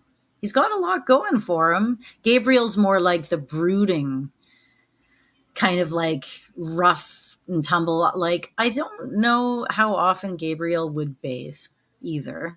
I'm guessing not like super often. Yeah, but more than Ben. More than Ben. That was my point. I think Ben would be a lot rougher and more on the road and a little like, Ben's gonna yeah. choke you a little. Yeah. Yeah. Ben's going to be a little bit pricklier than Gabriel, personally, I think. Yeah. Yeah, I'm gonna go Gabriel because he's got the more rock and roll, you know, a little more androgynous, I guess is what I'm trying to say. Yeah. Gabriel's definitely where we're going with that. Sophia versus Maureen. Oh, Maureen all the way. Come on now. That like the whole worker girl, like, you know, you see how hard she works when she has it on. Imagine how hot she looks when she takes it off. You want to take her home and figure it out. Sophia's a little flakier too, like in personality, being a psychic. She may be badass, but she's not like as real and practical and down to earth as Maureen. I'd say Maureen. You sincerely changed my mind.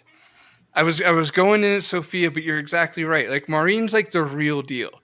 So like if you like a more masculine kind of chick, like that's what you get with Sophia. She's gonna have all the bad traits of that, like the pushes you around thing, but then she's gonna expect, she wants it all.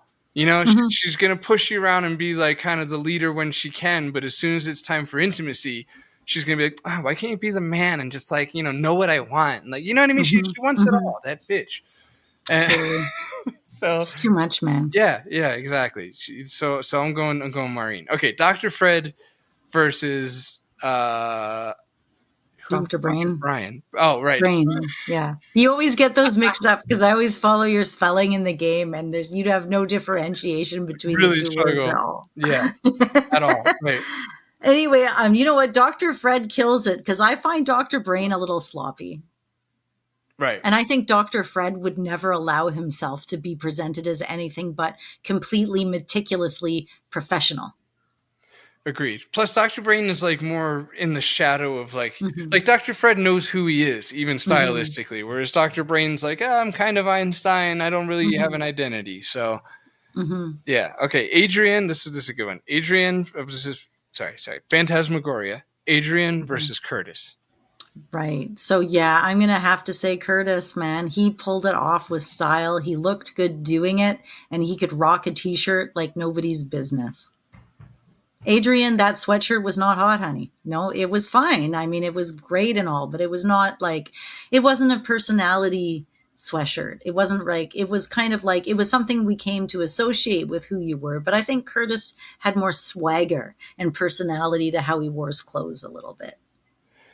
This is a tough one because I think Curtis's outfit played into it. Told you more about who Curtis was based on how he was dressed. It said more than you would think a gray shirt and black pants could actually say, because it really hit the nail on the head with like the meticulousness mixed with the nerdiness, mixed with the order. Like it told you a lot about him.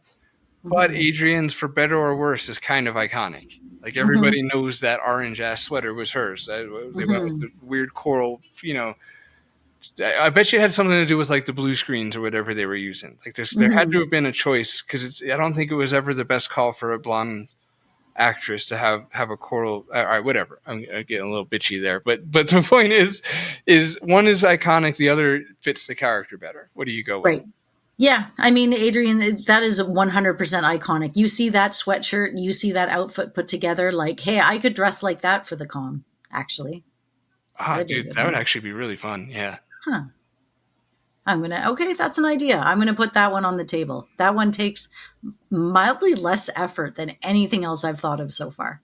And I like that. What about the hair, though? Does the hair have to be blonde? I could wear a wig. Oh, right. You do rock some wigs. I do rock some wigs. Yeah. I have, yeah. So.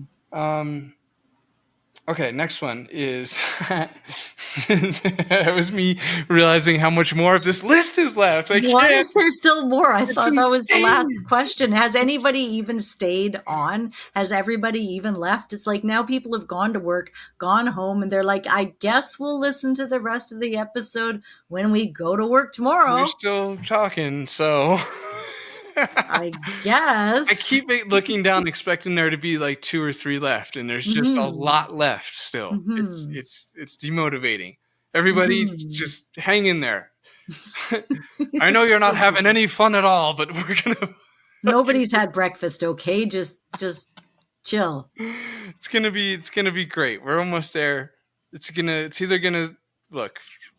We'll stick around and find out. Wardrobe swap. Oh, okay, this sounds fun. I put an exclamation mark to reinvigorate future me, and it's Ooh, happening. This is that right now. we Wardrobe needed it. swap. Yay! Several snaps in thin air. Pick 2 characters from any 2 adventure games to Freaky Friday. Yeah, that's Ooh, actually I pretty just fun. watched that movie like 2 weeks ago, the original one with Jodie Foster, because I love that movie so Jody. much. Better than the one that they did later there with Lindsay Lohan. I love that name. Yeah. Jody. Jodie's great. Jody. Jodie's my hero. I love Jodie Foster. She's amazing. I'm more like the name Yeah. than the No, I like her character. tomboyedness. Yeah, no, I got nothing against her. Honestly, I'm not sure I've seen her in anything but the one with the sheep. What So about like Panic Room or something? probably, yeah. Yeah. What are we doing again? Oh, right, Freaky Friday. Wardrobe swap. Okay, so wardrobe swap that would. I got one already. Okay, I good. want to swap out Laverne and Rosella because Laverne needs to tighten up a little bit and Rosella needs to loosen up a little bit. Man, that's a good ass answer. Wow, I love the psychology behind it. You're exactly right. That's really good. Dang, I don't know what to do because I want to see Indiana Jones reimagined as like Gabriel Knight. I feel like Ooh. there's like a Mm. darker like rock and roll version of Indy out there that exists in Right. some. Indiana Flones. No, Yeah, that's yeah, stupid. But like something with the like whip. that. Yeah, like Yeah. Whip it good.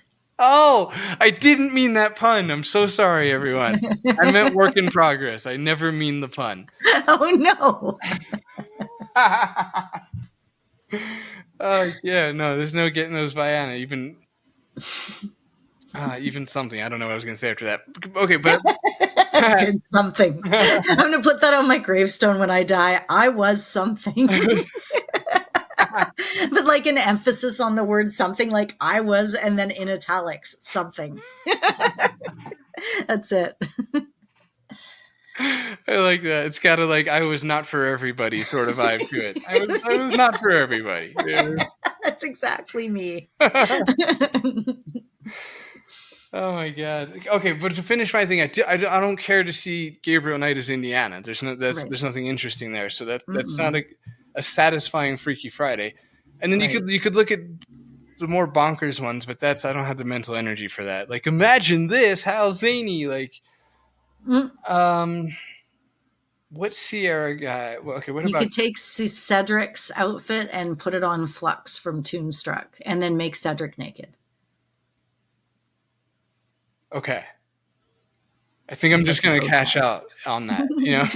Cash me outside. How about that? Yeah, just trying to just right. Like it's there. I might as well just. I don't see me having better. Maybe Ben and Gabriel, Ben in Indiana. That's just giving Indiana Right. a black jacket at that point. They both Right. have the satchel. Switch out Kathy Rain's outfit with Laura Bow's outfit. Make Laura Bow look like a biker chick and make Kathy Rain wear dresses on her bike. Yeah. Okay. I like that. I don't know why, but I like that It's because like total. that switch biker it up. style would have fit in. Well, no, that'd be more the 50s. It doesn't matter. Mhm. It absolutely it doesn't matter. So Not at all. we get to fall back on that. I'm trying to think if I could swap Roger with anybody, but it's weird with the whole future thing. So yeah, this one was actually a bit of a challenge. For you, for sure. Wow, yeah, that's fair.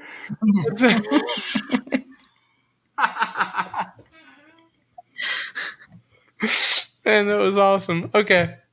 All right, yep, let's get on out of here. So, is there anybody I want to put in Simon's robe?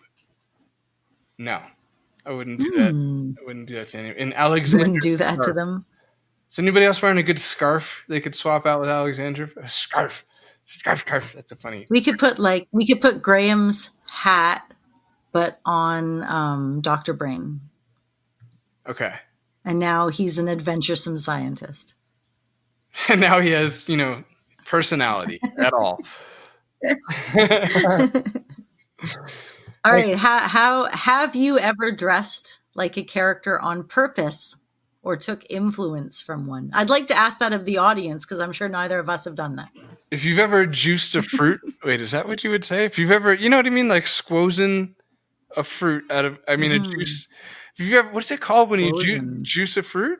When you take a lemon and get the juice out of it. Yeah, you juice it. Yeah, you juice it. Right. So I was just going to say, I was picturing us on that last one, like throwing out the rind. Like there was no juice left in that freaking. No, I know. I'm sorry. It took me 5 minutes to explain what the fuck I was about to say, so I fucked it up, but whatever.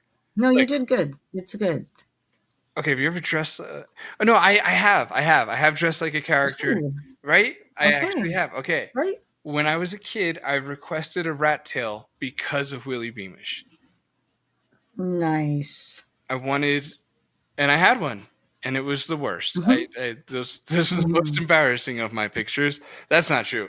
The most embarrassing of my pictures is like that 12 years old range where most boys get kind of pudgy.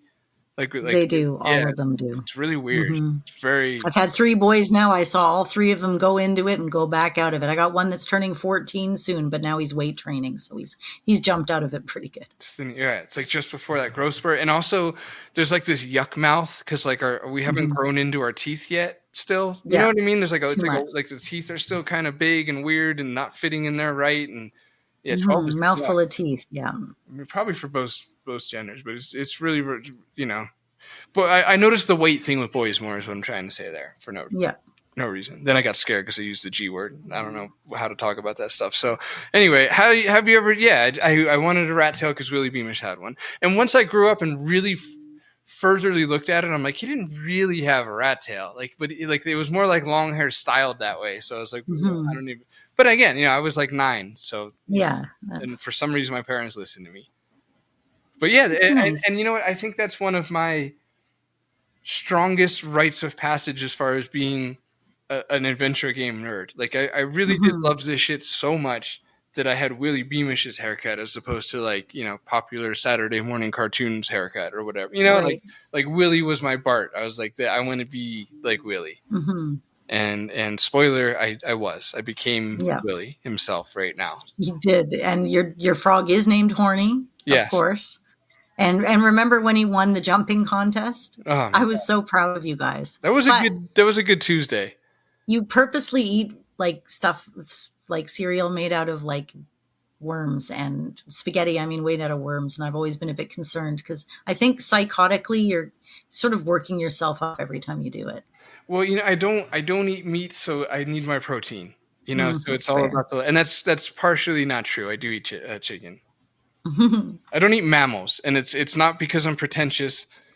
It's because I used to have cows, and they were so cool. I was like, I don't think I can do this anymore. And one of them, I named them. That was the problem. That is what happens. You personalize them as soon as you name them. And note to self, this is for future me. I'm going to just say it for everybody to hear and not edit it. I need to make a quick edit to the game because in the game there's a line about having a cow named Willie Nelson because that was my cow's name. But I forget that, of course, everyone's going to think of the singer because that's what my cow was named after. But it makes the whole thing needlessly confusing and ruins that line. Yeah, because you're like, what are you trying to say? Willie Nelson's a cow? Yeah, or that he gives milk? Come on now. Right. What is this reference? What are we doing here? And okay. So now I won't forget probably. Are we done? We're done there. We're done there, but now we need to know who is the most underdressed character for their environment or role. That's like every female in Police Quest and in Leisure Suit Larry. Huh. Okay. Well, because in Leisure Suit Larry, I would almost say appropriately dressed, just because they're in casinos. I was thinking of the weather, they'd be cold, underdressed. Oh, right. Okay. Right. Yeah, that's some actual woman shit right there. Speaking for Right. That's fair. Okay. I don't. What is even this question immediately? What is the most underdressed? Okay. So anybody dressed inappropriately that walks in and you're just like, my guy, what are you doing? I don't have an answer for this one. And like underdressed. Like Guybrush before he gets the blue coat, he looks like he's missing something. Right. That's not in the spirit of the question though, right? Like I don't think anyone is. They're all who wrote these questions? Who wrote these questions? What's going on here? What an idiot. I mean, Hoagie is wildly underdressed considering the time period that he gets forced into, but he couldn't have known that.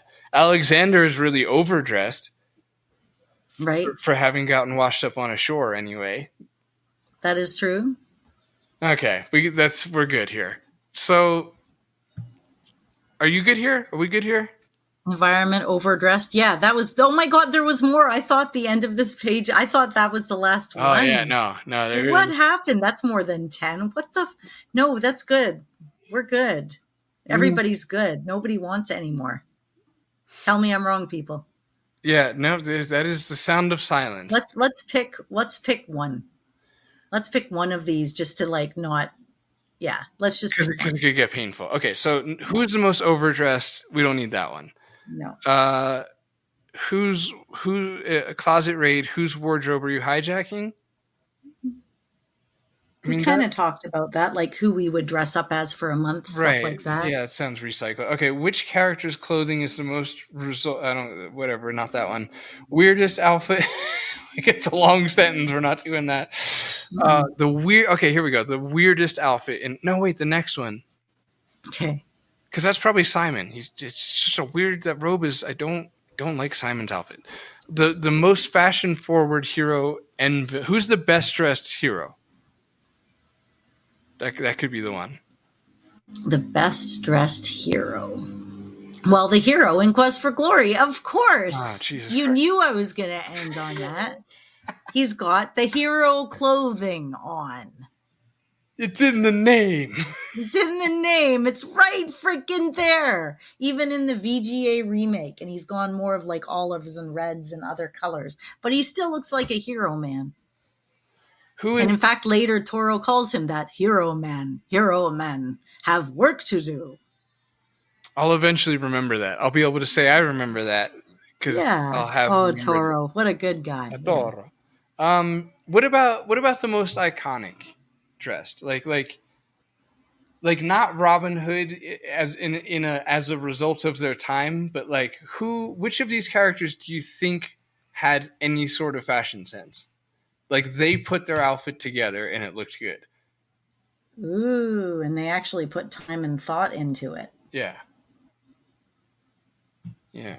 So it's immediately not Roger because that's a uniform. No uniforms, no Guybrush because that's stereotypes. No Ben. No like looking like a role, but more like they're like, damn, I look good, and they rolled with that. Well, that's Gabriel Knight has the confidence to feel that every day when he gets up. There's no way that jacket is an accident, right? It doesn't not at all. There's no way. He's very, very intentional. And I believe Gabriel Knight has a more fragile self-esteem than he lets off. Right. Yeah, no, he cries. Mm-hmm. There's more beneath the surface. He's got yeah, he's a pretty good pick. I mean, again, Leisure Suit Larry is named after the suit he's wearing, but I feel like he's wearing that because he thinks it's cool, and then the joke is that it's no longer cool. So it's not, you know what I mean? He's not like, I like leisure suits. He's like, I think this will get me laid. So that doesn't, I don't feel like that can count. Whatever Graham's doing in 5, I mean, that's a statement. He's like, with the teal leggings, bright red shirt. Hey, like he's very, he's like, let's get noticed, It's fucking. Okay, yeah, I'm going with Graham in 5. You going with Gabriel? Yeah. Thank God. That means we're done. Hold on, real quick, super quick one. You're a fashion critic. Respond to Sonny Bonds in street clothes. He looks pretty everyman, really, doesn't he? Yeah, in street. Yeah, exactly. Just L. Yeah. There it is. Very nicely done. Oh my God, it's been 2 hours. Let's quickly get through the outro because it seems like people listen to the outro, which is weird. But you're noticing that too, right? It is kind of weird. I didn't expect it, that's for sure. I mean, I didn't even expect people would get this far into any of our episodes. I thought there was like a line where people stopped listening somewhere within the first like 20 minutes. Right. So maybe that's the every other week thing. It's like you could just next time you could finish. Okay, we're doing that thing. Quick, everybody, thanks for whatever. I have words. It's okay. So, hey, I want to take a minute to say thank you to our Patreon subscribers. You guys continue to make this podcast possible and for us not to have to take everything out of our own pockets to make it happen. Everything. Because, yeah, we're not here to get rich. We're here because we just, gosh darn, love talking about these games and love sharing our opinions with all of you. And even after all these hundreds and thousands of hours, we still want to keep doing it. And this is a little bit of the motivation. So thank you as well to some of our top Patreon pledge people up in the upper tiers, however they've decided to call it. But I'm going to call it the, hey, you guys rock tier for now. And Gareth, you're sitting there in there, and I appreciate you. And Michael Council and Jay Holmes, Brian Manow, Jeffrey Couch, Mark Fillion, and Tim Ellis. All of you are in the tier where we like to say, hey, you guys rock, and we really appreciate you a lot. And everybody else that's in there, we appreciate each and every one of you. I hope you've been enjoying the early episode. And that it gives you something a little bit to look forward to, makes you a little bit happy. And you're like, I get it before everybody else. A reason to hang on and just keep just plugging away and doing your shit. And outside of that, you know what? Come say hi to us on Twitter at CGG Podcast or Phantom Fellows. You can also look up the game, The Phantom Fellows, on thephantomfellows.com. Send us your words. Mail at theclassicgamersguild.com is our email. You can join us on Facebook. We're a page, we're a group. We're also on Instagram and YouTube as CGG Podcast on all of the above. Thank you so much for listening. Don't do a murder!